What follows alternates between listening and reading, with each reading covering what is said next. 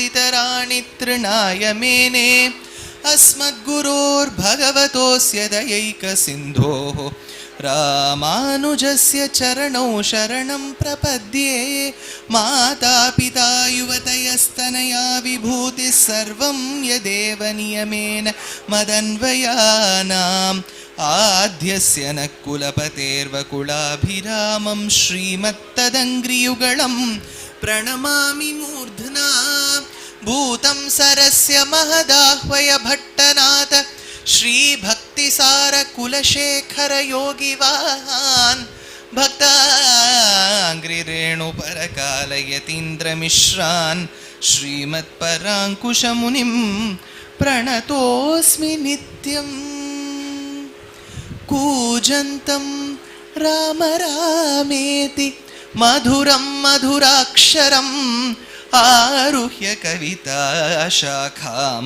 वन्दे वाल्मीकि कोकिलं वाल्मीकेर्मुनिसिंहस्य कवितावनचारिणः शृण्वन् रामकथानाथं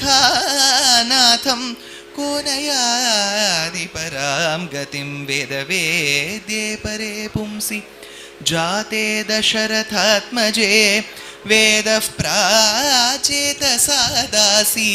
साक्षाद् रामायणात्मना अंजनानन्दनं वीरं जानकीशोकनाशनं कपीशमक्षहन्तारं वन्दे लङ्का भयङ्करं मनोजवं मारुततुल्यवेगं जितेन्द्रियं बुद्धिमतां वरिष्ठं वातात्मजं वानरयूथमुख्यं श्रीरामदूतं शिरसा नमामि आञ्जनेयमदिपाठलाननं काञ्चनाद्रिकमनीयविग्रहं पारिजाततरुमूलवासिनं भावयामि रघुरामनन्दनं यत्र यत्र रघुनाथकीर्तनं तत्र तत्र कृतमस्तकाञ्जलिं बाष्पवारि परिपूर्णलोचनं मारुतिं नमत राक्षसान्तकम्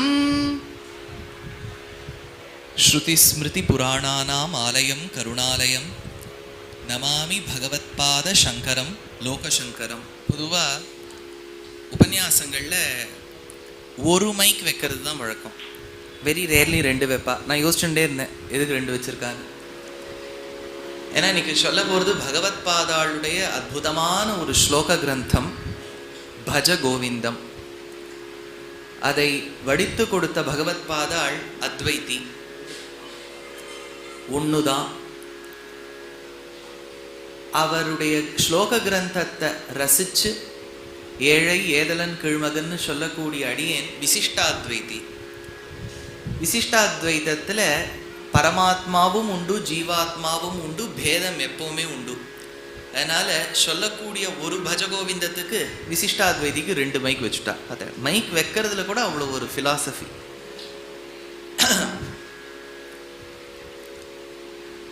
நவராத்திரி பண்டிகைன்னு சொன்னாலே தேசம் முழுக்க எவ்வளவோ விதமான ரசனையில கொண்டாடுறா. நவராத்திரினாலே ஒரு குலு வச்சு அதில் தீம் எல்லாம் உண்டு. கருட சேவை, திருநாங்கூர் சேவை, திருப்பதி பிரம்மோத்சவம். அதுக்குன்னு மெனக்கெடுறதே அது ஒரு ரசனை தான். அப்படி இருப்பினும் அதையும் மீறிக்கொண்டு நீங்கள்லாம் இத்தனை பேர் வந்திருக்கலாம் உபன்யாசம் கேட்கறதுக்கு அடியேனுக்கு தான் பாக்கியம். அப்பேற்பட்ட நவராத்திரி மகோத்சவத்தில் ஸ்ருங்கேரி மகா சந்நிதானம் பெரியவாளை மனதில் வைத்துக்கொண்டு தியானித்துக்கொண்டு இன்றைய நாளின் உபன்யாச தலைப்பு பஜகோவிந்தம் அப்படிங்கிறத பார்க்க போகிறோம். Bhaja Govindam before 1950s and after 1950s இருக்கு. பகவத் பாதாள் பாடி வச்சிருந்தாலும் அதை இன்றளவும் காஞ்சி பெரியவாளுடைய ஆக்ஞையின் பேரில் சில ஸ்லோகங்களை பாட்டாக பாடி உலகம் முழுக்கவும் பரவச் செய்தது லேட் ஸ்ரீமதி MS சுபலக்ஷ்மி. பஜகோவிந்தம் என்றைக்குமே உண்டு, பகவத் பாதாள் என்றைக்குமே உண்டு. ஆனால் அதை பிரபலப்படுத்தினது, அதை உலகம் முழுக்க பாட பரவச் செய்தது அவளுடைய அற்புதமான ஒரு கைங்கரியம். அவர்களுக்கு அடியேன் நன்றியை செலுத்தி பஜகோவிந்தத்தை எப்படி சொல்லலாம் அப்படின்னு, ஏன்னா இது ரொம்ப ரேராக தான் அடியன் பஜகோவிந்தம் உபன்யாசமாக சொல்கிறது. பொதுவாக ராமாயணம், பாகவதம், ராமானுஜ வைபவம், தேசிகனுடைய கிரந்தங்கள் அப்படியே போய்டுறது. ஹரிகதைக்கு உரிய டாப்பிக்கே வேறு. அதனால் பஜகோவிந்தத்தை எப்படி சொல்கிறதுன்னு நினச்சி ஒரு ஆச்சாரிய கட்டாட்சத்தால் ஒரு விதத்தில் கொண்டு வந்திருக்கேன். அதுக்கு முன்னாடி நம்மளாம் ரசித்து கேட்ட அந்த பஜகோவிந்தத்தை அடியேன், நன்னா ஒரு வஸ்து இருக்குன்னா கெடுக்கிறதுக்கு ஒருத்தர் இருக்க வேண்டாமா, அதுதான் அடியேன். அதை பாட்டு ரூபமாக பாடி அது வழியாக போகலாம் அப்படின்னு ஒரு சிறு எண்ணம் இந்த ஏதலனுக்கு. பஜ கோவிந்தம் பஜ கோவிந்தம் கோவிந்தம் பஜ மூடமதே संप्राप्ते सन्निहिते काले संप्राप्ते सन्निहिते काले नहि नहि रक्षति डुकृङ्करणे भज गोविन्दं भज गोविन्दं गोविन्दं भज मूढमते मूढजहि धनागमतृष्णा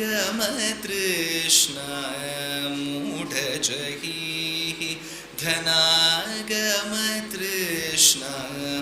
कुरु सद्बुद्धिं मनसि वितृष्णा कुरु सद्बुद्धिं मनसि वितृष्णा यल्लभसे निज कर्मोपातं यल्लभसे निज कर्मोपातं वित्तं तेन विनोदय चित्तं भज गोविन्दं भज गोविन्दं गोविन्दं भज मूढमते यावद्वित्तो पार्जनसक्तः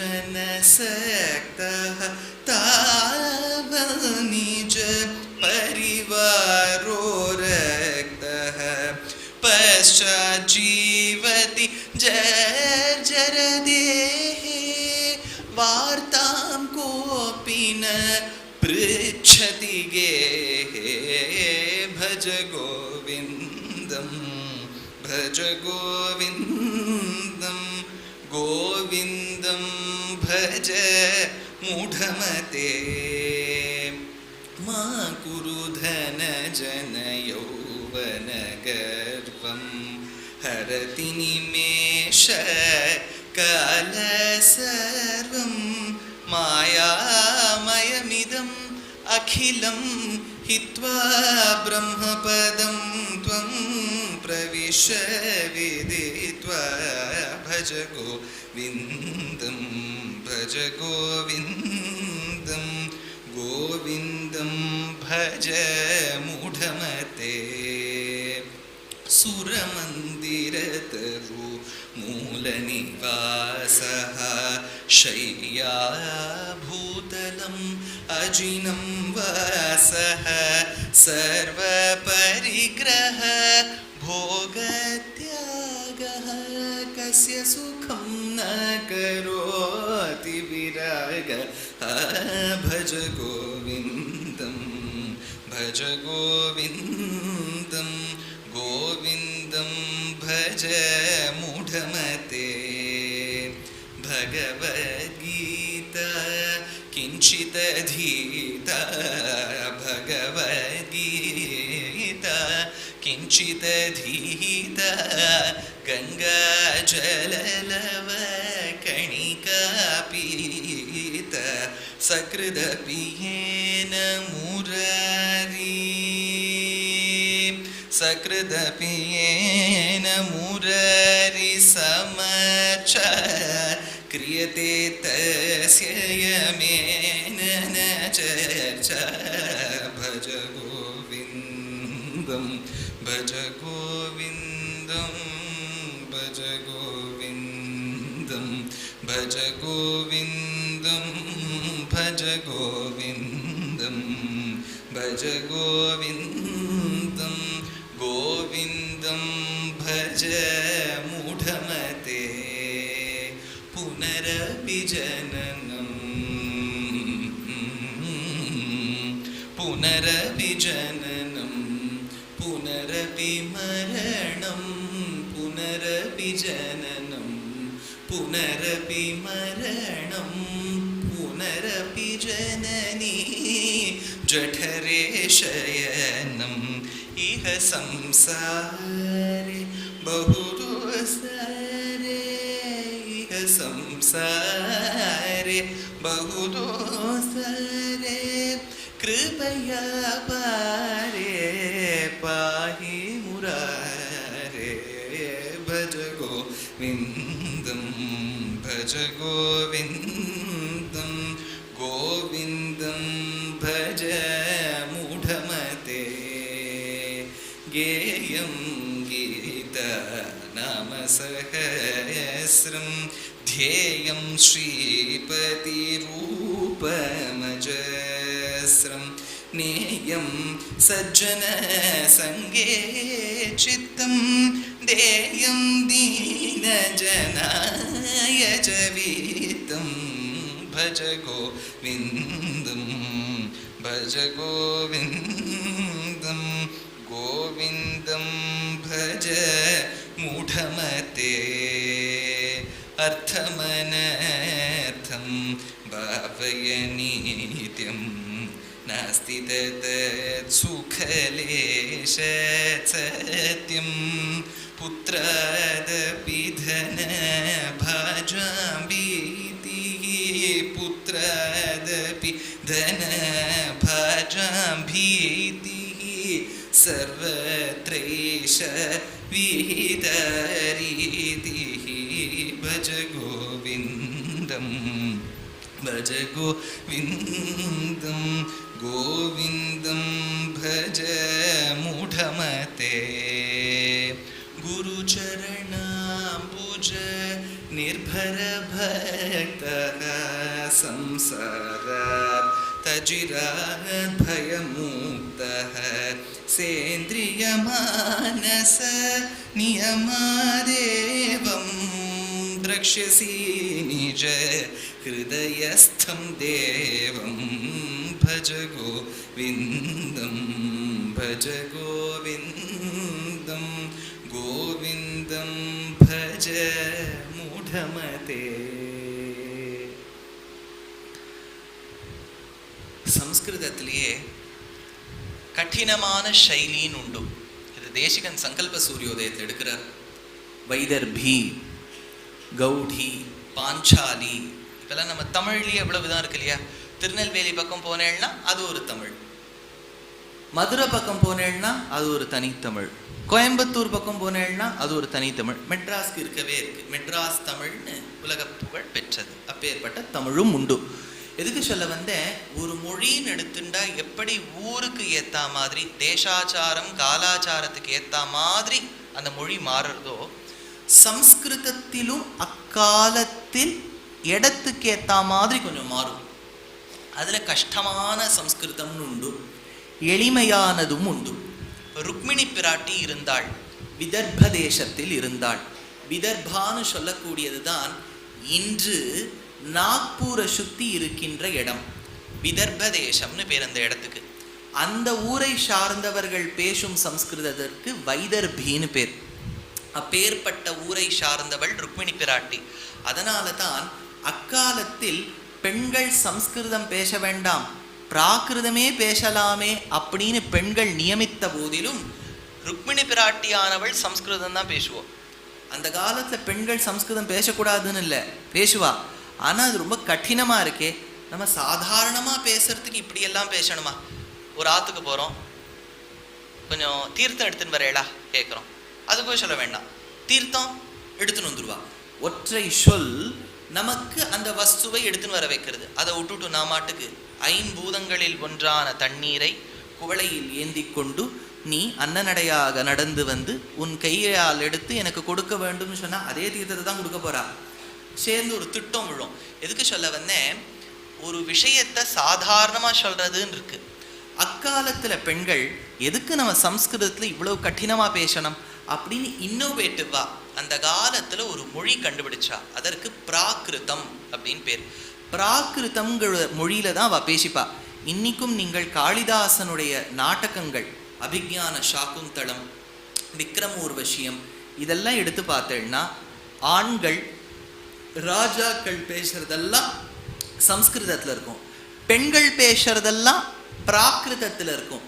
அதனால தான் எம்பெருமானார் ராமானுஜருக்கு பின்பு தோன்றிய சுவாமி தேசிகன் தான் நான் பெருமாளை ஆராதிக்க வேண்டும், பெருமாளை விரும்ப வேண்டும், பெருமாளை காதலிக்க வேண்டும். எப்படி காதலிப்பது? அவனோ புருஷோத்தமன் ஆண், நானும் இவ்வுலகில் இந்த கர்மா அதீனமாக புருஷன். புருஷன் புருஷனை காதலிப்பது நன்னா இல்லையே. அதனால நான் என்ன ஒரு பெண்ணா நினைச்சுக்கிறேன்னு நினைச்சுட்டார். பெண்ணா நினைச்சுண்டு எழுதிய காவியம் தான் பிராகிருதத்தில் எழுதினார். ஏன்னா அக்காலத்துல பெண்கள் பிராகிருதத்துல பேசுவா. பெண்கள் பெண்ணா தன்னை நினைச்சுட்டார். அதனால அச்சுய சயம் அப்படின்னு ஒன்று எழுதினார். அது பிராகிருதம்.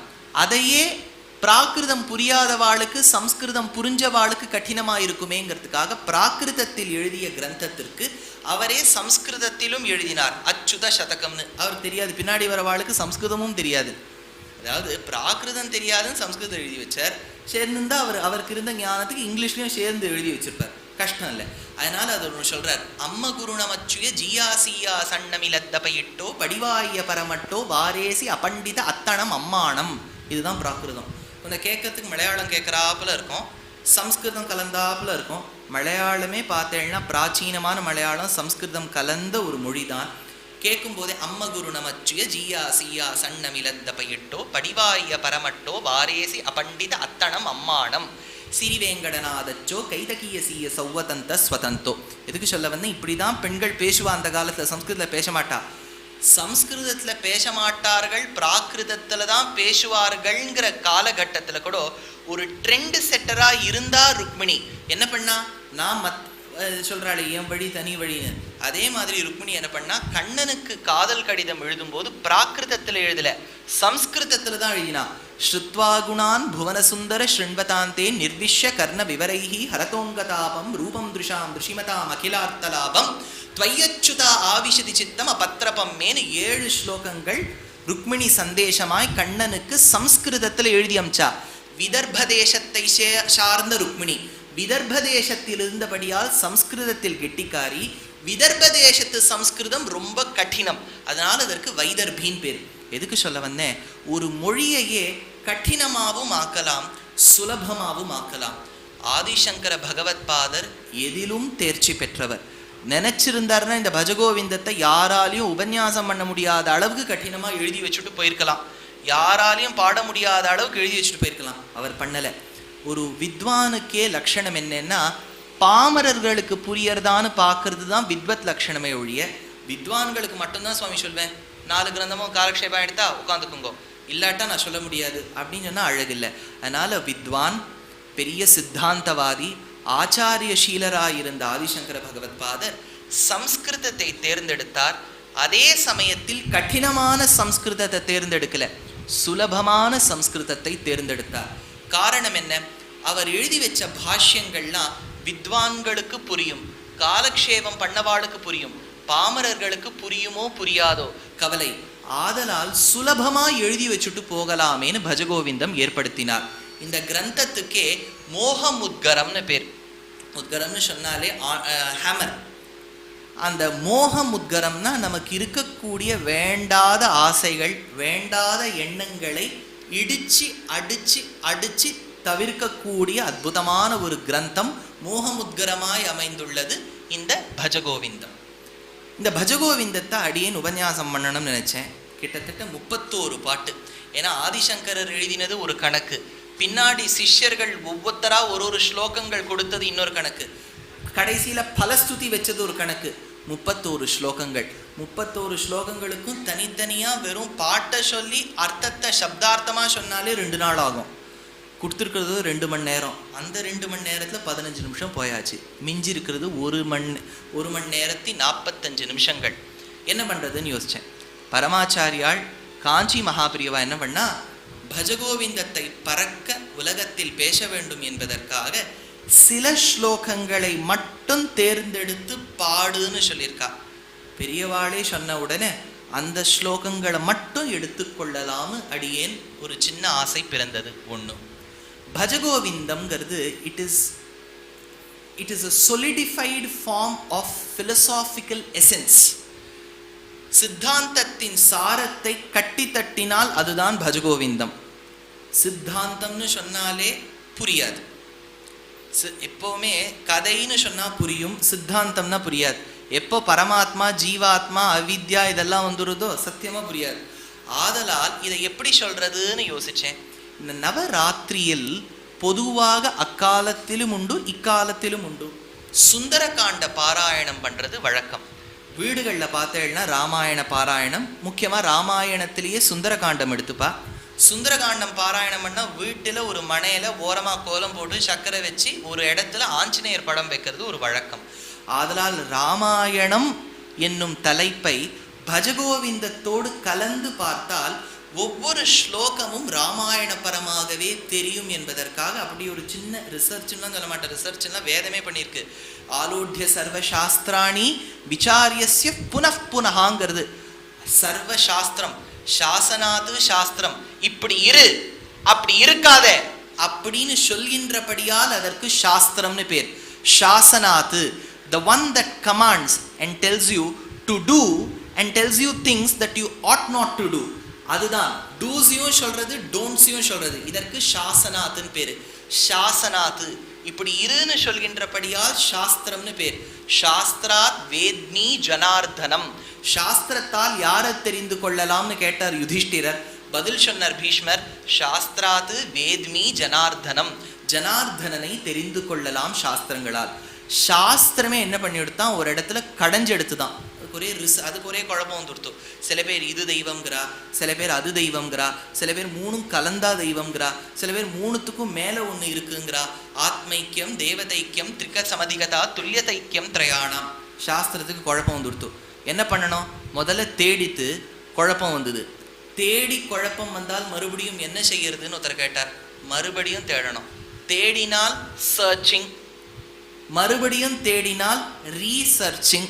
அதனால ரிசர்ச் பண்ணிட்டு சாஸ்திரம் என்ன பண்ணிட்டு புனఃப்புனஹானுத்து. சாஸ்திரமே இந்த ஸ்லோகமே என்ன சொல்றது, ஆலோட்ய சர்வ சாஸ்திராணி விசாரியஸ்ட புனఃப்புனஹ, மறுபடியும் மறுபடியும் தேடித்து. சரி சுவாமி தேடினேள், ஏதாவது கிடைச்சுதா? அதான் சுவாமி தேடினேன் கிடைக்கலன்னு சொல்லப்படாதோன்னு. தேடினேன் கிடைச்சுது. என்ன கிடைச்சுது? நிச்சயமான ஒரு முடிவு கிடைச்சுது. ஆலோட்ய சர்வ சாஸ்திராணி விசாரியஸ்ட புனఃப்புனஹ இதம் ஏகம், ஒருவனே சுனிஷ்பன்னம், தேயமா தீரமா சொல்லிது, தீர்க்கமா சொல்லிது, வீரியத்தோட சொல்லிது. சுனிஷ்பன்னம் தியேயோ நாராயண சதா, நாராயணங்கிற வார்த்தையை சொல்லித்து. இன்னைக்கும் நீங்கள் மடாதிபதிகளை சங்கர சம்பிரதாயத்தில் எடுத்துக்கொண்டால் முடிக்கும் போது அந்த வார்த்தையை கொண்டுதான் முடிப்பார்கள். நாராயண ஸ்மிருதின்னு தான் சொல்லுவார்கள். ஆதலால் அப்பேற்பட்ட நாராயணன், அந்த நாராயணனை பற்றி சொல்ல வந்தது பஜகோவிந்தம்.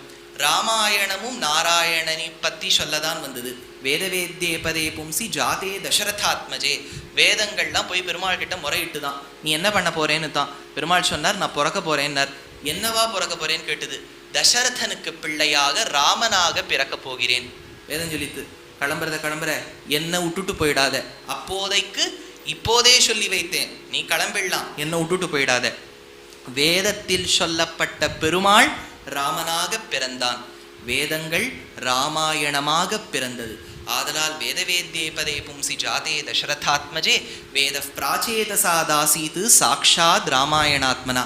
ஆதலால் ராமாயணம் வேறல்ல, வேதம் வேறல்ல. வேதத்தின் சாரமாக கொடுத்த பாஷ்யத்தின் சாரம்தான் பஜகோவிந்தம். அதனால பஜகோவிந்தத்தையும் ராமாயணத்தையும் ஒப்பிட்டு பார்க்கலாமேங்கிற அடியேனுடைய சிற்று அறிவுக்கு எட்டியது. ஆதலால் பஜகோவிந்தத்தை அந்த ரீதியில பார்ப்போம். பாகவதத்துல அற்புதமான ஸ்லோகம், அடிக்கடி கேட்ட ஸ்லோகம். ஸ்ரவணம் கீர்த்தனம் விஷ்ணோஹோ ஸ்மரணம் பாதசேவனம் அர்ச்சனம் வந்தனம் தாஸ்யம் சக்கியம் ஆத்மநிவேதனம் இது பும்சார்பிதார் விஷ்ணோர் பக்திஸ்சே நவலக்ஷணா. நவராத்திரியில் பிரஹ்லாத ஆழ்வான் ஹிரண்யகசிபுவான தன் தந்தையாருக்கு சொன்னது நவலக்ஷணங்கள். இருப்பது நவராத்திரி. நவ லக்ஷணங்கள் சொன்னான் பிரஹ்லாதன். ஹிரண்யகசிபு கேட்டான், உனக்கு என்ன இருக்கிறதுன்னா? பக்தி இருக்கிறதுன்னர். பக்திக்கு என்ன லட்சணம்னர்? ஸ்ரவணம், நன்றாக கேட்பது. நன்னா தெரிஞ்சுக்கோங்க, இப்போ காதால கேட்குறோம். ஒரு தர்மம், எனி ரிலிஜன், சனாதன தர்மம்ங்கிறது பெயரே இல்லாத ஒரு தர்மம் சனாதனமாக வந்துட்டு இருக்கு, அக்காலத்துலேயும் வந்துட்டு இருக்கு. எந்த மதத்தை எடுத்துட்டாலும் அவர்கள் சொல்லுவது என்ன? பேச்சனன்னா கேளுங்கோ அப்படின்னு தான் சொல்லிட்டு இருக்கா. ஆதலால் ஒரு டிஸ்கோர்ஸ், ஒரு உபன்யாசம், காலக்ஷேபம் மூலமாகத்தான் ஞானம் கிட்டும். இது அடியேன்னு சொல்லலை, சுவாமி வேதாந்த தேசிகன் சொல்லியிருக்கார். எங்கன்னா ரகசியத்ரேசாரத்தில் 2 சொன்னார். ஆத்மா வேறு, ஷரீரம் வேறு. இது அத்வைத்தமும் ஒத்துக்கணும், விசிஷ்டாத்வைத்தமும் ஒத்துக்கணும், துவைத்தமும் ஒத்துக்கணும். சனாதன தர்மத்தில் ஷரீரமும் ஆத்மாவும் சொல்லும் கணக்கே கிடையாது. தேகாத்மாபிமானிகள் கிடையாது. ஷரீரம் வேறு, ஆத்மா வேறு. ஆத்மாவுக்கு ஒரு யாத்திரை உண்டு, ஷரீரத்துக்கு ஒரு யாத்திரை உண்டு. தேசிகன் இதை ரகசியத்ரேசாரத்தில் கேட்டார். ஷரீர யாத்திரையை நினச்சி நம்ம கவலைப்படணுமா? சில பேருக்கு ரொம்ப இந்த ஈஜிப்தில் பார்த்தேன்னா மம்மின்னு ஒன்று உண்டு. மம்மிஃபிகேஷன்னா அக்காலத்தில் இந்த அரசர்கள் நினச்சா நம்ம எப்படி இருந்தாலும் இறந்து போவது கிடையாது, ஷரீரத்தோடு தான் இருக்க போகிறோம். அதனால் என்ன பண்ணிடுவான்னா, ஒருத்தர் இறந்து விட்டால் அவர்களுக்கு நன்றாக எம்பாமிங்னு பேர், அதுக்கு நன்றா மூலிகை எண்ணெய் எல்லாம் போட்டு தேய்ச்சி ஸ்வர்ண பாத்திரங்கள்லாம் வைப்பா. எதுக்குன்னா, இவர் பாவம் தேக யாத்திரையா போக போறார், போகும்போது இதெல்லாம் தூக்கிட்டு போகலாம்னு. அக்காலத்திலே நம்ம பூமி சொல்லி எடுத்து போகும்போது நீ ஒன்றும் எடுத்துன்னு போக போறது இல்லைன்னு. ஆனால் மம்மிஃபிகேஷன் பார்த்தீங்கன்னா இன்னைக்கு அந்த உடம்பெல்லாம் எடுத்துட்டு இருக்கா, சேர்ந்து ஸ்வர்ண பாத்திரங்கள்லாம் வருது. ஆதலால் ஷரீர யாத்திரைன்னு ஒன்று உண்டு, ஆத்ம யாத்திரைன்னு ஒன்று உண்டு. தேசிகன் சுலபமாக பதில் சொன்னார். ஷரீர யாத்திரையை வைத்து நீ கரைய வேண்டாம். ஐயோ இந்த உடம்பு என்ன ஆக போறதேன்னு நினைச்சு கவலைப்பட வேண்டாம். ஏன்னா எப்படி இருந்தாலும் நம்ம பண்ணிக்க பாப புண்ணிய ரூபமான கர்மாக்களுக்கு அனுகுணமா நம்ம சரீரம் கஷ்டத்தை அனுபவிக்க தான் போகிறது. பாருங்கோ, 4 பேர் உபன்யாசம் முடிச்சுட்டு போறா, மெயின் ரோடுக்கு போயிடுறா. 2 பேருக்கு ஆட்டோ கிடைக்கிறது, இன்னும் 2 பேருக்கு கிடைக்கல. காரணம் என்ன? அதுவும் கர்மா தான். விரும்பும் பொருளை நமக்கு கிடைக்க விடாமல் தவிர்க்கும் எதுவோ அதுதான் பாபரூபமான கர்மா. Anything that you want to achieve or desire is not acquired or achieved by you because of a certain reason. That impediment or obstacle, அந்த விக்னத்துக்கு பாபம்னு பேர். இதே நம் விரும்புவதை ஒரு பொருள் நமக்கு கிடைக்கச் செய்ததென்றால் புண்ணியம். கிடைக்கச் செய்தால் புண்ணியம், கிடைக்க செய்யாவிடில் அது பாவம். பாப புண்ணிய ரூபமான கர்மாக்கள், அது இரும்பு சங்கிலி, இது பொன்சங்கிலி. மொத்தத்தில் 2 விலங்கு தான், ஆனால் அது இரும்பு, இது பொண்ணுன்னார். ஆதலால் தான் முக்கியமான விஷயம் எதுக்கு சொல்ல வந்தேன்னா, ஷரீர யாத்திரையை நினைச்சுன்னு கவலைப்பட வேண்டாம் தேசிகன். ஏன்னா எப்படி இருந்தாலும் பாபத்துக்கு அனுகுணமாய் நாம் அனுபவிக்க வேண்டியது தான். யோசிச்சு பாருங்க, ஆஃபீஸில் பக்கத்தில் நான் உட்காந்துட்டு இருப்பேன், நான் லேப்டாப்பில் வேலை பார்த்துருவேன். பக்கத்தில் அடியேன் பக்கத்தில் இருக்கவருக்கு அடியேனோடைய ஒரு 2-3 வயசு பெரியவராக இருப்பார், ரொம்ப வயசானவர்லாம் இல்லை. பார்க்கறதுக்கு ஓங்கி விலகலந்த உத்தமன் பேர்பாடு நீளமாக இருப்பார், பாடியெல்லாம் டக்குன்னு மெயின்டைன் பண்ணியிருப்பார். பார்த்தேன்னா பிபின்னு சொல்கிறார். யோசிச்சு பாருங்கோ, நன்னாதான் உடல் பயிற்சிலாம் பண்ணுறார், வேணுங்கிறது தான் சாப்பிட்றார். இதற்கு காரணம் என்னன்னு பார்த்தா, ஒரு விதத்தில் நாம் செய்யும் செயலாக இருந்தாலும் கர்மாதான். கர்மாவின் அட்ரிபியூட் பண்ணாதான் இதுக்கெல்லாம் நமக்கு லாஜிக்கலாக ஆன்சர் கிடைக்கும். ஆதலால் தான் ஷரீர யாத்திரையை வச்சு நீ கரைய வேண்டான்னு தேசிகன். ஏன்னா இது கர்மாவின் அதீனம். ஆத்ம யாத்திரை நினைச்சுன்னு வருத்தப்படலாமான்னு கேட்டார் ஒருத்தர் தேசிகன் கிட்ட போய். கவலைப்பட வேண்டாம், ஏன்னா ஆத்மாவை தான் நீ பெருமாள் கிட்ட சமர்ப்பிச்சுட்ட, அவர் பார்த்துப்பார். ஷரீரம் கர்மா அதீனம். ஏன் சுவாமி, ஷரீரத்தையும் பார்த்துக்க வேண்டாம், அது கர்மா அதீனம், ஆத்மாவையும் பார்த்துக்க வேண்டாம், அது பகவத் அதீனம், பின்ன என்னதான் பண்றது இந்த காலத்துலன்னு கேட்டார் தேசிகன். அதுக்கு தேசிகன் பதில் சொன்னார், அந்த காலத்தில் காலக்ஷேபத்தை கேளுன்னர். ரகசியத்ரேசாரத்தில் ஒன்று காலக்ஷேபம். ஷரீரத்தை நினைச்சுன்னு கவலைப்பட வேண்டாம், கர்மா அதீனம். ஆத்மாவை நினைச்சுட்டு கவலைப்பட வேண்டாம், அது பகவத் அதீனம். அப்படின்னா இந்த இடைப்பட்ட சமயத்தில் என்ன செய்வதுன்னு கேட்டால் காலக்ஷேபம். கேள்விப்பட்டிருக்கணும் இந்த வார்த்தை காலக்ஷேபம். கால அப்படின்னா சமயம், க்ஷேபம்னா க்ஷிபதி, க்ஷப அப்படின்னா இதெல்லாம் வந்து பொதுவாக தூக்கி போடுறதுன்னு அர்த்தம் சம்ஸ்கிருதத்தில். ஆனால் அந்த அர்த்தம் வச்சுக்கூடாது, போக்குவதுன்னு வச்சுக்கணும். காலத்தை போக்குவதற்கு காலக்ஷேபம்னு பேர். ஓஹோ, ஏன் சுவாமி அது பொதுவாக தானே இருக்குது, லீஜர் தானே இருக்குது, அது என்ன கதை தான் கேட்கணுமா? கிடையாது. காலக்ஷேபம்னாலே அந்த காலத்தில் அர்த்தம் கதை கேட்பது தான். அதனால் இப்போ இங்கே வந்திருக்கவாள்லாம் சரீரத்தை நினச்சின்னு கவலைப்பட வேண்டாம், ஆத்மாவை நினச்சின்னு கவலைப்பட வேண்டாம். என்ன பண்ணலாம்? முழிச்சிருந்து காலக்ஷேபத்தை கேட்கலாம். அது தீர்மானம் ஆயிடுது. அதனால காலக்ஷேபத்தை கேட்பது தான் விதின்னு ஆயிடுது. இப்போ ஸ்ரவணம்னு சொல்றது பிரஹ்லாதன். ஸ்ரவணம் கேட்பது. அடுத்தது கீர்த்தனம், வாயினால் பாடுவது. அடுத்தது விஷ்ணோஹோ ஸ்மரணம், விஷ்ணுவை மனதில் நினைப்பது. பாருங்க, ஸ்ரவணம் கேட்பது, கீர்த்தனம் பாடுவது, ஸ்மரணம் நினைப்பது, கேட்பது சொல்வது, கீர்த்தனம் பண்றது, அதுக்கு அடுத்து நினைக்கிறது, வாயினால் பாடி மனத்தினால் சிந்திக்க. பாருங்க, வேதம் தமிழ் செய்த ஆண்டாள் அதையே சொல்லிட்டா. ஸ்மரணம், விஷ்ணோஹோ ஸ்மரணம், பாத சேவனம், பாதத்துக்கு சேவனம் செய்வது, அர்ச்சனம் வந்தனம் தாஸ்யம், அர்ச்சிப்பது, வந்தனம் கை தொழுவது. இது பார்த்தேடா, எவனோ ஒருத்தன் வந்து தில்லி ஜூக்குள்ள குதிச்சுட்டான். அந்த டைகர் ஷார்தூலம் இருக்கிற இடத்துல அது ஓடி வந்துதான், வெள்ளை புலி. இவன் என்ன பண்ணியிருக்கான், உடனே கையை கூப்பியிருக்கான். He pleaded அப்படின்னு நேற்று அர்ணப் கோஸ்வாமியோ யாரோ ஒருத்தர் சொன்னார். He pleaded with folded hands, but the tiger did not leave him. அப்போதான் தெரிஞ்சது வேதாந்த தத்துவத்தை பெருமாள் என்னமா புரிய வைக்கிறார். பெருமாளை தவிர்த்து வேற யார்கிட்ட கை கூப்பினாலும் காப்பாற்ற மாட்டார், பெருமாள் கிட்ட கை கூப்பினாதான் காப்பாற்றுவார். அதனால தான் பகதத்த சரித்திரம்னு மகாபாரதத்தில் சொல்றா. அதனால வந்தனம் கையை தொழுவது, அதனால வந்தனம், அர்ச்சனம் வந்தனம், தாஸ்யம் பகவானுக்கு நான் அடிமைன்னு நினைப்பது. ஸ்வயமே அடியார், கோதில் அடியார், அந்த மாதிரிலாம் அடியவர்களை பற்றி நெடுமார்க்கடிமை பாசுரத்தை திருவாய்மொழியில் சொல்கிறார். அதனால தாஸ்யம். சக்கியம், பெருமாளை தன் தோழனாக நினைப்பது, அது ரொம்ப முக்கியம். ஏன்னு சொன்னால், அடியன் ஒரு வீட்டுக்கு போயிருந்தேன் வெளிநாட்டுக்கு போகும்போது அவள் வீட்டில் தங்கினேன். அவளுக்கு ஒரு 2ஆம் கிளாஸ் குழந்தை. அதுக்கு ஸ்கூலுக்கு முன்னாடி ஒரு ஸ்கூல் பேக் வாங்கி கொடுத்துருக்கா, ஷூ, கேன்வாஸ் ஷூ வாங்கி கொடுத்துருக்கா. அப்புறம் அதுக்கு என்னென்ன இந்த ஜாமெட்ரி பாக்ஸ் என்ன இருக்கோ வாங்கி கொடுத்துருக்கா. நான் போனேன், அது வந்து வெள்ளேன்னு வந்தது. அவள் அப்பா அம்மாவோட கவர் எடுத்துன்னு நேராக அவள் வீட்டில் இருக்க கோயிலாழ்வாரை நோக்கி போச்சு. கோயிலாழ்வார்னு சொன்னால் பெருமாள் சன்னதின்னு அர்த்தம். போச்சு. என்ன பண்ணுறதுன்னு பார்த்தேன், கேன்வாஸ் ஷூவை எடுத்து பெருமாள் கிட்ட வச்சுட்டு எடுக்கிறது. இப்போ பொதுவாக வேதாந்தவாதி சித்தாந்தவாதி பார்த்தா என்னது இப்படி செய்து விட்டாய், காரணம் அங்கே அப்படி இல்லை, அதுக்கு எண்ணம். என்ன வாங்கினாலும் நான் பகவானிடத்தில் வைத்து கொண்டுதான் எடுப்பேன்னு அந்த குழந்தை நினைச்சது பாருங்க. அது நினைச்சதுன்னு சொல்றதை விட அவ அப்பா அம்மா வளர்த்த விதத்தை பாருங்க. அப்படி எடுத்தால் ஏன் அது கொண்டு பகவான் கிட்ட வச்சுது? பகவான் கிட்ட பயமும் இல்லை, பக்தியும் இல்லை, பகவானை தன் தோழனாக நினைத்தது. சக்கியம். கடைசியா ஆத்ம நிவேதனம், பகவானிடத்தில் நம் ஆத்மாவை சமர்ப்பிப்பது. கொஞ்ச நாளைக்கு முன்னாடி தான் சொன்னேன், ஆத்ம யாத்திரையை வச்சு கவலைப்பட வேண்டாம், ஏன்னா ஆத்மாவை அவர்கிட்ட சமர்ப்பிச்சுடுறோம். அதனால ஆத்ம நிவேதனம். இதி பும்சார் பிதார் விஷ்ணோர் பக்திஸ்சே நவலக்ஷணா. அப்பா, இதுதான் பக்திக்கு 9 லட்சணங்கள்னு சொல்றது. அப்போ அவ அப்பா அதை உதறான். மேல சரித்திரம் பாகவதம். இந்த இடத்துல பாருங்க, பாகவதத்துல ஸ்ரவணம் கீர்த்தனம்னு இருக்கு. கேட்பது, கீர்த்தனம் செய்வது.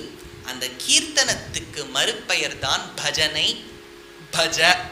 அந்த பஜங்கிற பாகவதத்தின் ஒற்றை சொல்லை கொண்டு துவங்கிய கிரந்தம் தான் பகவத் பாதாளின் கிரந்தம் பஜ கோவிந்தம் அப்படின்னு பேர். இந்த பஜ கோவிந்தம் ஏற்படுவதற்கு காரணம் என்ன அப்படின்னு பார்த்தேன்னா, இதுக்கு வியாக்கியாதாக்கள்னு இருக்கா. எப்போவுமே அந்த காலத்து ஒர்க்ஸ் எல்லாம் இருக்குன்னு வச்சுக்கணும். அந்த காலத்து ஸ்கிரிப்சர்ஸ், புக்ஸாக இருக்கட்டும், இல்லாட்டா நாடகங்களாக இருக்கட்டும், கவிதைகளாக இருக்கட்டும், கத்தியமோ பத்தியமோ சம்பூ காவியமோ நாடகமோ எதுவாக இருந்தாலும் அதன் பெருமை தெரிவதற்கு காரணம் என்ன? அந்த கிரந்தங்களுக்கு இருந்த வியாக்கியானங்கள். The commentary to works make the works even more resplendent and beautiful. Commentary மட்டும் இல்லைன்னா நமக்கு உள்ளர்த்தம் தெரியவே தெரியாது. நல்ல ஒரு விஷயம் பாருங்க, ராமாயணத்தில் ஓரளவுக்கு பொதுவாக அந்த காலத்தை சொல்லுவா, வித்வானுக்கு பரீட்சை வைக்கணும்னா பாகவதம் வைக்கணுமா, பாமரர்களுக்கு பரீட்சை வைக்கணும்னா ராமாயணம் வைக்கணுமா. ஏன்னா ராமாயணம்ங்கிற ஆதிகாவியம் அவ்வளவு சிம்பிள். வால்மீகி பகவான் மாதிரி பரம காருணிகர் இந்த உலகத்தில் யாரும் கிடையாது. ஆனா அவரின் ஒவ்வொரு சொல்லுக்கும் அர்த்தம் ரொம்ப அற்புதமாக இருக்கும். இதுல ஒரு நீங்கள்லாம் கேள்விப்பட்டிருப்பீள். முதல் ஸ்லோகம் என்ன? ராமாயணத்தின் முதல் ஸ்லோகம் என்ன? கேள்வியெல்லாம் நீங்க கேட்கறதா இருந்தா சுவாமி நாங்க கிளம்பிடுறோம், ஏதோ போனா போறதே நவராத்திரியெல்லாம் விட்டுட்டு சுண்டல் எல்லாம் அப்புறம் சாட்டுக்கெல்லாம் வந்திருக்கோம், நீர் வேற உட்காந்து. முதல் ஸ்லோகம்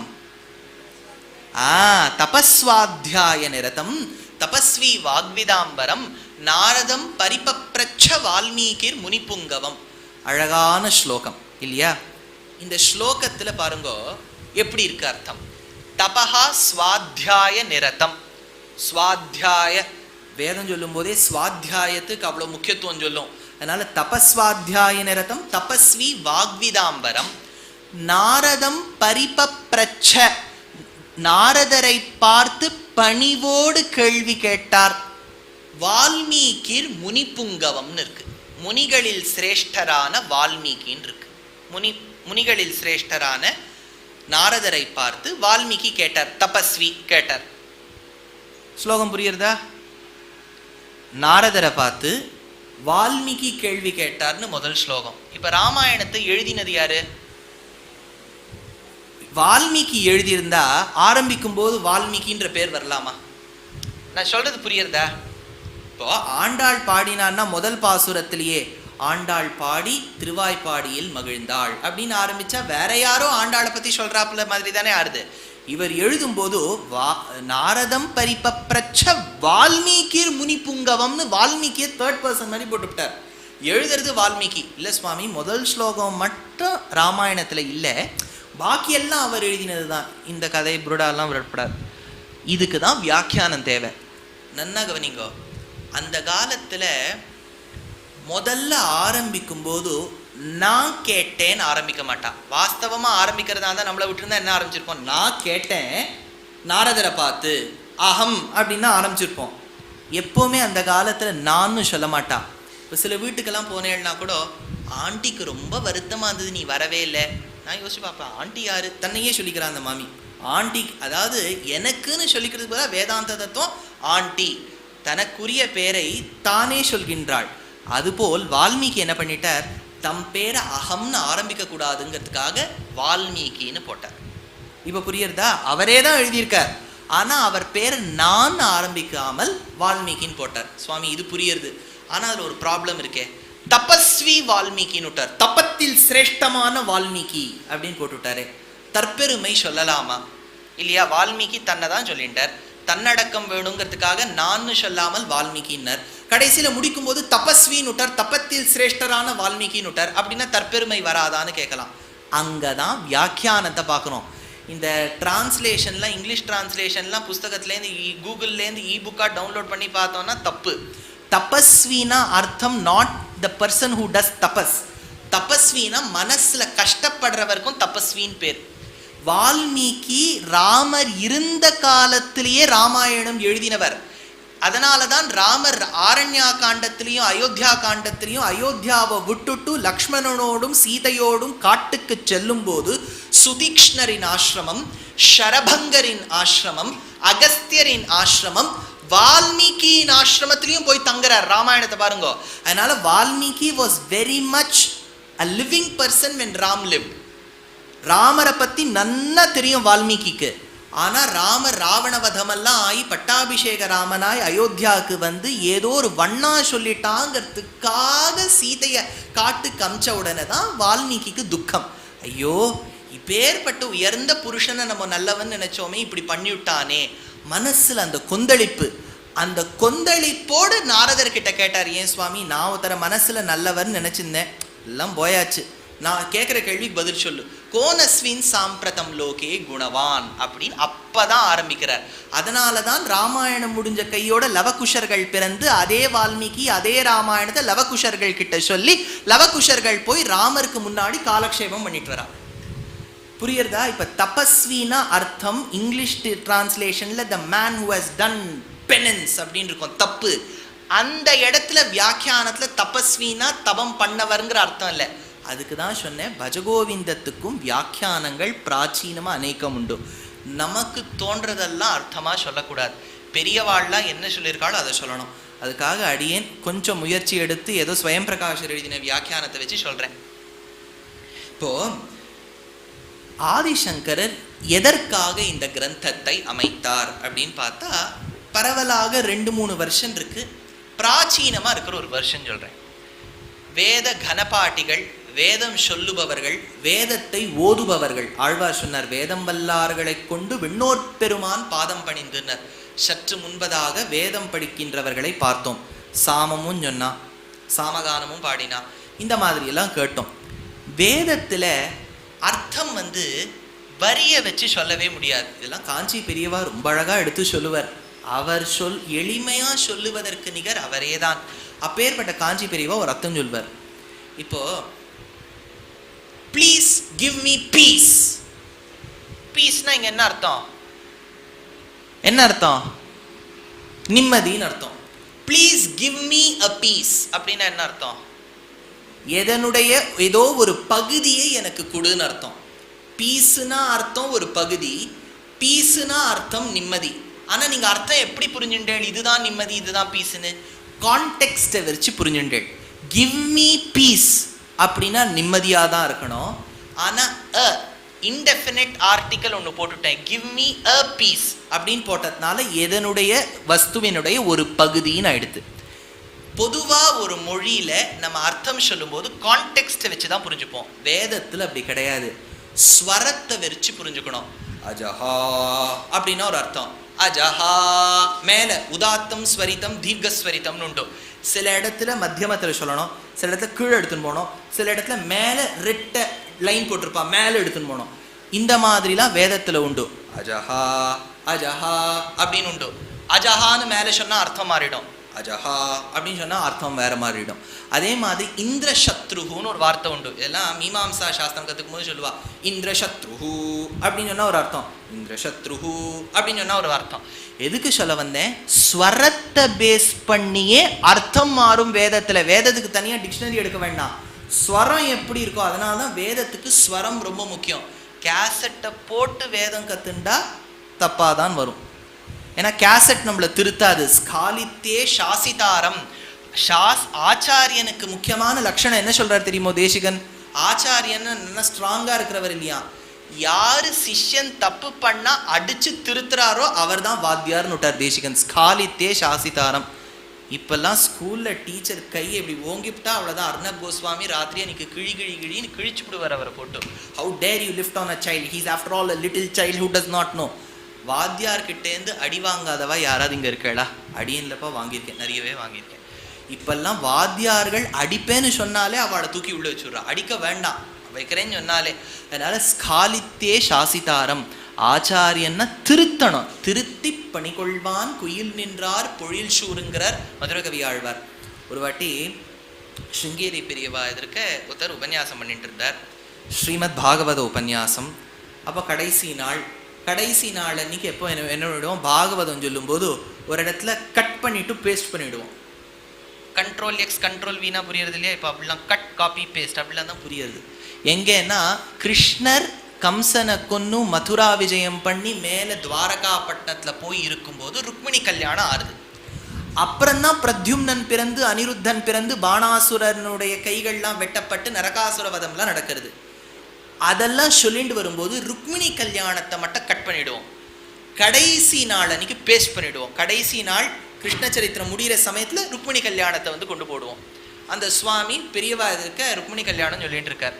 ருக்மிணி கல்யாணம் சொல்லும்போது கிருஷ்ணர் வந்தார், அது தோரணையே இருக்க சொல்றது. பாகவதம் சொல்லும்போது கிருஷ்ணர் வந்தார், ஹை ஹைனர், வண்டி வந்தது, இது பேக்ரவுண்ட் எஃபெக்ட்லாம் நல்லா கொடுத்தார் அந்த சுவாமி.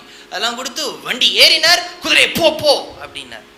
ஆயிடுச்சு சொல்லிட்டு இருக்க. குதிரை போயிட்டு இருக்கும், குதிரை போட்டோம். அப்போ பெரியவா நிறுத்தினார்.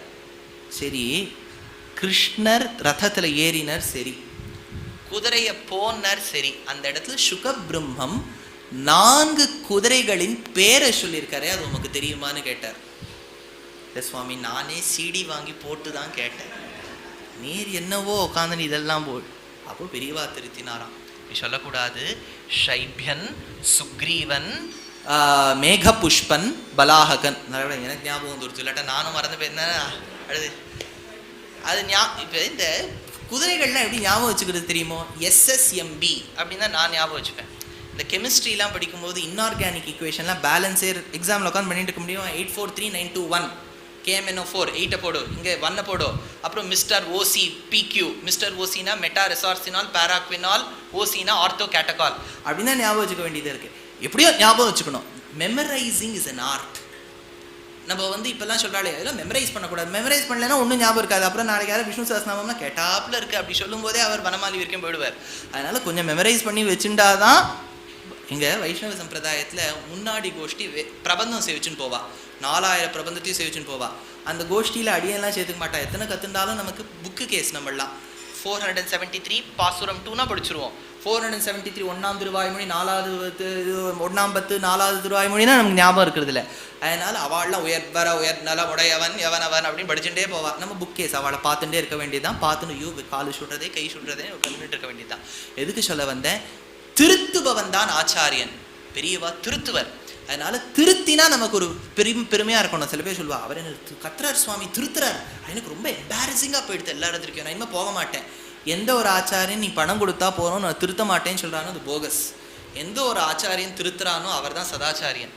அதனால சிஷ்யர்கள் நிறைய பேர் காசியில் உட்காந்துட்டு வேதம் சொல்லிட்டு இருக்கா.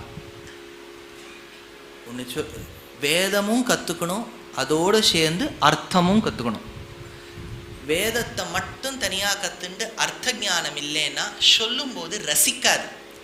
சுவாத்தியாய பிரவச்சனம் ஏதாவது அப்படியே சொல்லிட்டு இருந்தால் எத்தனை அடி ஓட்டுறது? சம்பாவனைக்காக மட்டும் சொல்லப்படாது. சொல்லும்போது அர்த்தத்தோடு சேர்ந்து சொல்லணும். அர்த்தம் சொன்னால்தான் நம் கண்ணில் தாரதாரையாக தண்ணி வரும். ஐயோ இப்படிலாம் சொல்லியிருக்கா வேதத்தில், அப்படியெல்லாம் சொல்லியிருக்கா. பட்டபாஸ்கரர் வியாக்கியானம் பண்ணியிருக்கார், சாயனாச்சாரியார் வியாக்கியானம் பண்ணியிருக்கார். அதனால வியாக்கியானங்களை பெரியவா கிட்ட கேட்டு தெரிஞ்சுக்கணும். காஷிக்கு போயிருக்கா ஆதிசங்கர பகவத்பாதர், சிஷ்யர்களோடு போயிருக்கார். போகும்போது பார்த்தா ஒரு திண்ணையில் உட்காந்து சிஷ்யர்கள்லாம் சொல்லிட்டு இருக்கா. அம்பசிய பாரே அம்பசிய பாரே. எப்போவுமே ஸ்ரீ வைஷ்ணவ சம்பிரதாயத்தில் உபய வேதாந்தம்னு உண்டு, கேள்விப்பட்டிருக்கா? உபய வேதாந்தம். அந்த உபயலேருந்து ஊ, வேதாந்தம்லேருந்து வே, ஊ வே.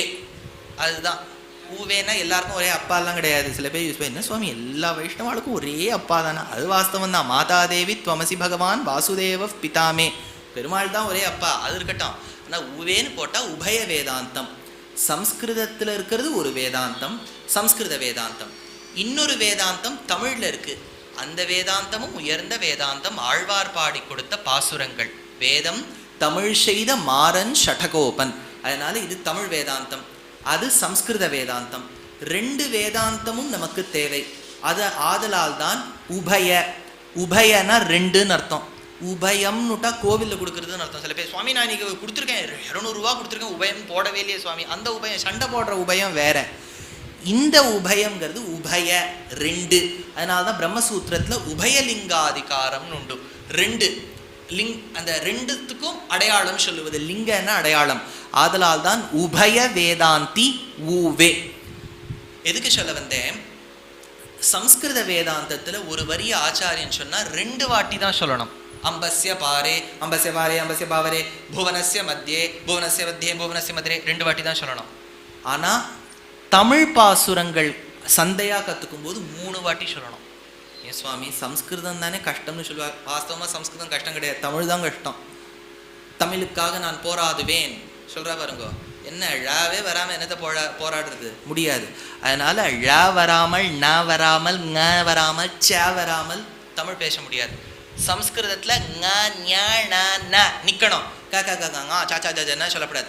க க க க ங ச ச ஜ ஜ ஞ ங ஞ ந ந நிற்கணும். அப்படின்னு தான் ஸ்லோகங்கள் சொல்லும்போது அழகாக இருக்கும். காக்குத்ஸ்தன் அப்படின்னு பேர் ராமருக்கு. வதார்ஹமபி காக்குத்ஸ்தஹா கிருபையா பரியபாலயதுன்னார் வால்மீகி பகவான். காக்கு இஸ்ஸு இத்து த அஹ எல்லாம் சேர்த்து போடுங்க. காக்குத்ஸ்தஹா சொல்லணும். எவ்வளோ கஷ்டமாக இருக்குது வார்த்தைகள்லாம். அதனால சம்ஸ்கிருதத்தில் 2 வாட்டி சொல்லணும். சொன்னார் ஆச்சாரியன். சிஷ்யர்கள் சொல்லிட்டு இருக்கா. ஆச்சாரியன் கொஞ்சம் வயசானவர். பக்கத்தில் ஒரு குடம். இன்னைக்கும் திருவையாறு போனேன்னா 6 ஐன்னா 5, 6னா 6, 5 ஆறு ஓடக்கூடியதால் 5 க்ஷேத்திரம், பஞ்சநதி க்ஷேத்திரம்னு பேர்.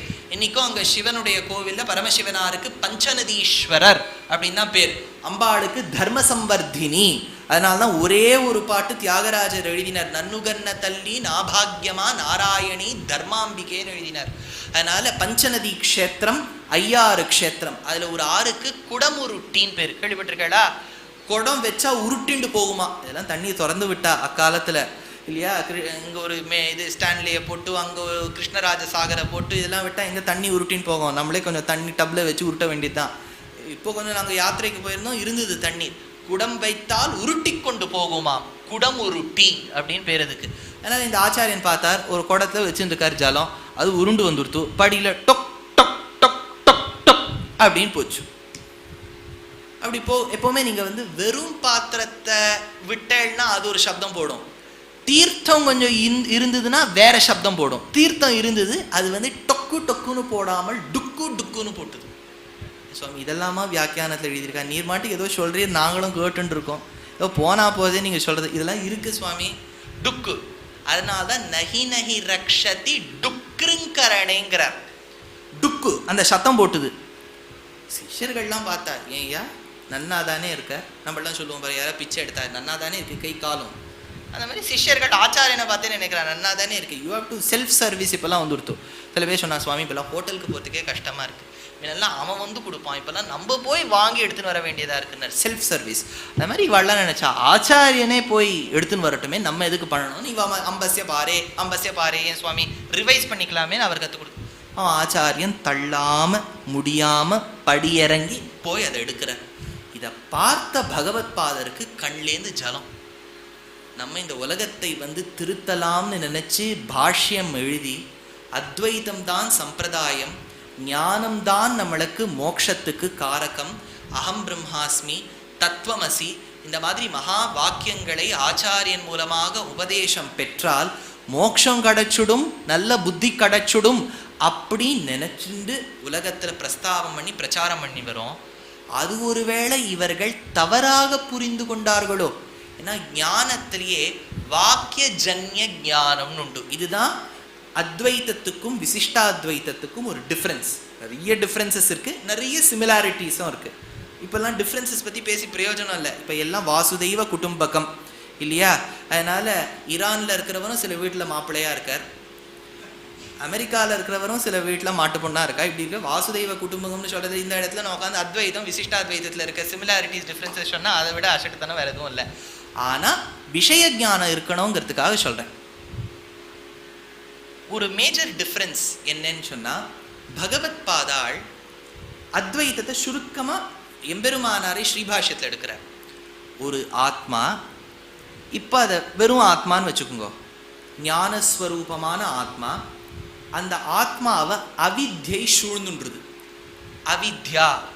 அவித்யா சூழ்ந்த இந்த ஆத்மா உபாதிகளோடு கூடியதால் இதற்கு ஜீவாத்மான் பேர். அதனால்தான் ஜீவாத்மாக்களை பார்த்து உபன்யாசம் பண்றவர் நம்மள அவித்யை சூழ்ந்திருக்குன்னு சொல்றார். ஆத்மா அவித்யை சூழ்ந்துன்றது. இப்போ இந்த அவித்யிலிருந்து வெளிப்பட்டால் ஆத்மாவுக்கு ஸ்வரூபம் கிட்டிவிடும். என்ன ஸ்வரூபம்? இப்பதான் பரமாத்மா ஜீவாத்மா டேர்ம்ஸை இன்ட்ரடியூஸ் பண்ணலாம். பரமாத்மா மேல அவித்யை சூழ்ந்துன்றது, தட் இஸ் ஈக்குவல் டு ஜீவாத்மா. ஸோ பரமாத்மா பிளஸ் அவித்யா இஸ் ஈக்குவல் டு ஜீவாத்மா, அத்வைதத்தினுடைய ஃபார்முலா. இப்போ ஜீவாத்மா பரமாத்மா வாகனம்னா என்ன? சிம்பிள் மேத்ஸ் தெரிஞ்சவன் என்ன பண்ணணும்? பரமாத்மா பிளஸ் அவித்யா இஸ் ஈக்குவல் டு ஜீவாத்மா. இப்போ பரமாத்மா ஃபார்முலா என்ன? ஜீவாத்மா மைனஸ் அவித்யா. இப்போ ஜீவாத்மா அவித்யை தொலைக்கணும். தொலைச்சால் அது பரமாத்மாவோட ஐக்கியமாயிடும். அப்போ ரெண்டு இருக்காது, பரமாத்மான்னு ஒன்று இருக்காது, ஜீவாத்மான்னு ஒன்று இருக்காது. ஜீவாத்மாவும் பரமாத்மாவும் ஐக்கியமாயிடும், ஒன்னாயிடும். அப்படின்னா இந்த அவித்யை தொலைச்சாகணும். அவித்யை தொலைப்பதற்கு வழி என்ன? அதுக்கு தான் பகவத் பாதாள் சொன்னார், சாஸ்திரத்தில் இருக்கக்கூடிய மகா வாக்கியங்களை படித்தால் படிச்ச உடனே உனக்கு கிடைக்கிற ஞானம் உனக்கு அந்த அவித்யை போக்கிவிடும். வாக்கிய ஜன்ய ஞானம். ஞானம் நாலேஜ், வாக்கியம் சென்டென்ஸ், ஜன்ய பிறப்பில். வாக்கியத்தை படித்ததினால் பிறக்கும் ஞானம் இந்த அவித்யை தொலைய செய்யும். நீ உடனே ஜீவன் முக்தன் ஆகிவிடுவாய். இருக்கும் போதே முக்தி பெற்று விடுவாய். இதுதான் அத்வைதம். இது சங்கரர் கொடுத்தது. ராமானுஜர் மறுக்கவில்லை. ஞானத்தினால்தான் மோட்சம்னு சங்கரர் சொன்னது ஆமான்னார். ஜீவாத்மான்னு சங்கரர் சொன்னது ஆமான்னார். பரமாத்மான்னு சொன்ன சங்கரர் சொன்னதுக்கும் ஆமான்னார். ஆனால் ஒன்னே ஒன்று என்ன சொன்னார் ராமானுஜர், அவித்யை தொலையறதுக்கு நீ படிச்சா போருங்கிற சங்கரா. அர்த்தம் அப்படி வச்சுண்டா, இப்போ ஒருத்தருக்கு கேட்டராக்ட் இருக்கு, கண் இப்படி மூடி இருக்கு, ஒரு சின் லேயர் வந்துடுறதோனோ படிக்க முடியறதில்ல. அவருக்கு என்னமோ தெரியல, ஏன் நம்மளால படிக்க முடியறதில்ல. நேற்று வரைக்கும் ஓரளவுக்கு நன்னா தானே படிச்சுருந்தோம், இப்பெல்லாம் சரியாவே படிக்க தெரியல. பக்கத்தில் ஒருத்தர் வர வந்து சொல்றார், சுவாமி உங்களுக்கு கேட்டராக்ட் அப்படிங்கிறார். ஓஹோ, எனக்கு கேட்டராக்ட்னு தெரிஞ்சுட்டு அவரே தனக்கு எனக்கு கேட்டராக்ட் இருக்கு இருக்கு அப்படின்னு சொன்னா கேட்டராக்ட் போயிடுமோ? போயிடாது. கேட்டராக்ட் போகிறதுக்குரிய சிகிச்சையை பண்ணால்தான், ஆபரேஷனை பண்ணால்தான் போகும். அதனால அவித்யை, அவித்யான்னு சொன்னால் anything which is against knowledge. ஞானம் இல்லாத தன்மையுடன் கூடிய ஜீவாத்மா ஞான நிலைக்கு போகணும்னா வெறும் வாக்கியத்தை படித்தால் மட்டும் உண்டான ஞானம் போராது. வாக்கியத்தை படித்து உணர்ந்து அதை செயல்படுத்தி பக்தி ரூபாபன்ன ஞானம் ஏற்பட்டால்தான் மோக்ஷம். இவர் ஞானத்தினால் மோக்ஷம்னர், பக்தி ரூபாபன்ன ஞானத்தினால் மோக்ஷம் இவர் சொன்னார். இதுதான் வித்தியாசம். மறுபடியும் விஷயத்துக்கு வருவோம். சங்கரர் பார்த்தார், வெறும் ஞானம் காப்பாத்தும்னு நான் சொன்னேன், இதை ஒருவேளை இவன் தப்பா புரிஞ்சுண்டு ஆச்சாரியனுக்கு கூட சுஷ்ரூஷை பண்ணாம இருக்கானே. அப்பதான் முதல்ல சங்கரர் சொன்னார், இந்த டுக்கு டுக்கு டுக்கு அது மட்டும் உன்னை காப்பாத்தாது பிள்ளாய். அர்த்தம் இதுல ரெண்டு. ஒன்று குடம் உருண்டு வரும்போது டுக்கு டுக்குன்னு சத்தம் போட்டுது, அது உன்னை காப்பாத்தாதுன்னு சொல்றது மட்டும் அர்த்தம் இல்லை. சிவபெருமான் கையில உடுக்கைன்னு ஒரு வாத்தியம் இருக்கும். அந்த உடுக்கைக்கு கீழே ஒரு பெண்டுலம் மாதிரி ஒன்று இருக்கும். அந்த கயிறுல ஒரு கல் கட்டி இருக்கும். அது சிவபெருமான் நாட்டியம் ஆடும்போது அது இப்படியும் அப்படியும் போயிட்டு வரும். இந்த பெண்டுலமோட ஆசிலேஷன்லாம் நம்ம ஃபிசிக்ஸில் படிப்போம். இப்படியும் அப்படியும் போயிட்டு வரும். அவர் ஆடக்கூடிய நாட்டியம் தாண்டவம் எவ்வளவு அழகா இருக்கும்னா அது ரிதமிக்கா போயிட்டு வரும். when it goes it will hit the atoms, the molecules in the air. அப்போ சில சவுண்ட்ஸ் வரும், க்ரூட் சவுண்ட்ஸ். நீங்க இந்த மிடில் ஈஸ்ட்க்குலாம் போனா, அதான் நான் போயிருந்தேன் உபன்யாசத்துக்கு, முடிச்சுட்டு கிளம்பும்போது வர வாழ்க்கைலாம் ஏதாவது வாங்கிட்டு வர வேண்டாமான்னு கேட்டேன். எது இங்கே ரொம்ப சீப் சுவாமி, ரொம்ப இன்எக்ஸ்பென்சிவாக எது இருக்குன்னு சொல்லுங்க, அதை வாங்கிட்டு வந்துடலான்னு. அவள் சொன்னேன், எங்கள் ஊரில் பெட்ரோல் தான் சுவாமி சீப்பு. நீங்கள் பூமியை தோண்டினா தண்ணீர் கிடைக்கிறதோடய பெட்ரோல் கிடச்சிடும். 15 ரூபா நம்ம கணக்குக்கு 1 லிட்டர். நம்மளால கார்லேயே தங்க ஆரம்பிச்சிருவோம் இல்லையா? 15 ரூபாய்லாம் லிட்டர் வச்சா வாடகை விட இல்லை கம்மியாக இருக்குது அப்படின்னு நினைப்போம். ஆதலால் தான் எண்ணெய் எடுக்கிறோம். பூமியிலேருந்து எண்ணெய் எடுக்கும்போது அது சுத்தமாக ட்ரிபிள் ரிஃபைண்டாக வருதில்லை. வரும்போது மூலவர் மாதிரி வரும், கண்ணங்கரேல்னு வரும். அதை சுத்தப்படுத்தி சுத்தப்படுத்தி சுத்தப்படுத்தி சுத்தப்படுத்தி தான் நமக்கு எண்ணெயாக கொடுக்குறா. crude oil becomes refined oil when it undergoes a purification process. அந்த மாதிரி சிவபெருமான் ஆடும் உடுக்கையிலிருந்து துவனிகள் பிறக்கும். இந்த துவனி தான் ஐகுணு, ரிலுக்கு, ஜபகடதஸ், இதெல்லாம் வேதம் சொல்லும் போது வரும். இதெல்லாம் க்ரூட் சவுண்ட்ஸ். இதெல்லாம் நம்ம வச்சு ஒரு வாக்கியங்கள் அமைக்க முடியாது. அந்த க்ரூடா இருக்கக்கூடிய அக்ஷரங்களை ரிஃபைன் பண்ணி ரிஃபைன் பண்ணி ரிஃபைன் பண்ணி, இப்பெல்லாம் நவராத்திரி வந்துடும், அடுத்தது தீபாவளி வந்துடும். இந்த மாவு பண்ணும்போது எப்போவுமே என்ன பண்ணுவா, மாவு பக்ஷணங்கள் பண்ணும்போது மாவு என்னென்னா ஜலிப்பா. முதல்ல சில பட்சணங்களுக்கெல்லாம் வறுக்கிறது வழக்கம். இல்லாட்டா ஜலிப்பா, ஜலடையில் போட்டு ஜலிச்சு உருண்டையாக ஏதாவது இருந்தால் அதெல்லாம் சேர்த்துக்க மாட்டா. ஏன்னா அது பட்சணத்துக்கு இடையூறாக இருக்கும். மாவுலையும் ஜலிப்பு தேவை, அதே மாதிரி எண்ணெயிலும் பியூரிஃபிகேஷன் தேவை. அதே மாதிரி அக்ஷரங்கள் ஐவுணு, ரிலுக்கு, ஜபகடதஸ், இந்த மாதிரி அக்ஷரங்களை ஜலிச்சு ஜலிச்சு ஜலிச்சு ஜலிச்சு பியூரிஃபைடாக வந்த அக்ஷரங்கள் தான் அ ஆ இ இ. அதனால சிவபெருமானுடைய உடுக்கையிலிருந்து பிறந்த சப்தத்தை சுத்தப்படுத்தி வந்ததுதான் அக்ஷரங்கள். இந்த அக்ஷரங்களின் சேர்த்திதான் வார்த்தைகள், வார்த்தைகளின் சேர்த்திதான் வாக்கியங்கள், வாக்கியங்களின் சேர்த்திதான் காவியங்கள், கத்தியங்கள், பத்தியங்கள்.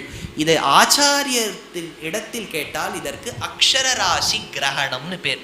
அதனால டுக்குனா ஞானம், டுக்ருங்கரணேனா ஞானம் மட்டும் உன்னை காப்பாத்தாது. பின்ன எது காப்பாத்தும்னு கேட்டா அந்த சிஷ்யர்கள், பஜ கோவிந்தம் பஜ கோவிந்தம் கோவிந்தம் பஜ மூடமதே, மூடமதியே மூடமதினா எப்பவுமே கொத்திமங்கலம் வரதாச்சார் சுவாமின்னு மைசூரில் எழுதியிருக்கார், பெரிய மகாவித்வான். அவர்கிட்ட அடியேன் ஒரு 2 மாதத்துக்கு முன்னாடி மைசூரில் உபன்யாசம் இருந்தது. அவர்கிட்ட போய் தண்டம் சமர்ப்பித்தேன். தண்டம் சமர்ப்பிக்கிறதுனா வைஷ்ணவ சம்பிரதாயத்தில் போய் சேவிக்கிறதுன்னு அர்த்தம். தண்டம்னா என்ன? சுவாமி எங்கள் ஆற்றுல என்ன அப்படி தான் திட்டுவா, அந்த திட்டுற தண்டம் இல்லை, தண்டம்னா குச்சி. தண்டம் சமர்ப்பிக்கிறதுனா ஒரு ஆச்சாரியனை எங்கே பார்த்தாலும் டக்கான்னு குச்சி எப்படி விழுமோ அந்த மாதிரி விழணும். இங்கே கொஞ்சம் சுவாமி கொஞ்சம் அப்படி வாங்கணும், இங்கே ஒரே மண்ணாக இருக்குது, அப்படி வந்து அப்படிதான் சொல்லக்கூடாது. எந்த இடத்துல நிற்கிறாரோ விழுந்து சேவிக்கணும். தண்டம் சமர்ப்பிக்கிறதுன்னு பேர். அது தண்டம் சமர்ப்பித்தேன். நல்ல வேலை அன்றைக்கி தூசிலாம் அவர் வீட்டுக்கு தான் போயிருந்தேன், நன்னா தான் இருந்தது. தண்டம் சமர்ப்பிச்சாச்சு. அப்போது அவரோட பேசும்போது நான் சொன்னேன், சுவாமி ஜீவாத்மா பரமாத்மா ஏண்டா இப்படியா பேசுவான்னு கேட்டார். என்ன சுவாமின்னு? ஜீவாத்மா பரமாத்மா, ஜீவாத்மாவை இங்கே காமிக்கிறியே, ஜீவாத்மான்னு இங்கே காமிக்க வேண்டாமா? என்ன இது உணர்தல்? நம்ம உணர்ச்சிக்காக சித்தாந்தம் படிக்கிறோம், ஃபிலாசபி படிக்கிறோம். ஜீவாத்மாவை இங்கே காமிச்சா ஜீவாத்மா அங்கேயா இருக்குது, இங்கெல்லாம் இருக்குது. அந்த அளவுக்கு கூடவா ரியலைசேஷன் வரலன்னார். அதனால மூடமதியேங்கிறார் இங்கே பகவத் பாதாள். இப்போ சில பேர் மூடமதியை ஹி சேஸ் ஃபூல் அப்படிங்கிறார். ஃபூல்லாம் யாரும் இல்லை, நம்மளதான் சொல்கிறார். மூடமதியனா எங்கேயும் எடுக்க வேண்டாம். பஜ கோவிந்தம் பஜ கோவிந்தம் கோவிந்தம் பஜ மூடமதே. ஓஹோ என்ன பார்த்து சொல்றார் அப்படின்னு நம்ம நினைக்கணும். சம்பிராப்தே சந்நிஹிதே காலே நகி, வேண்டிய காலம் உரிய காலம் வரும்போது சரீரத்தை விட்டு ஆத்மா பிரிஞ்சு மோட்சத்துக்கு போகலாமா கூடாதான்னு நினைக்கும் போது இந்த ஞானம் மட்டும் உன்னை காப்பாத்தாது. நகி நகி ரக்ஷதி டுக்ருங்கரணே. உடனே குழந்தைகள்லாம் கெடுதியோ இப்படிலாம் சொல்லிவிட்டா வேஸ்ட் ஆஃப் டைம் ஆச்சே, எதுக்கு இதெல்லாம் கற்றுக்கணும்? எது காப்பாற்றும் தெரியுமா? பஜகோவிந்தம் பஜகோவிந்தம் கோவிந்தம் பஜ மூடமதேன்னர். அப்படி ஆரம்பித்து வந்தது தான் இது.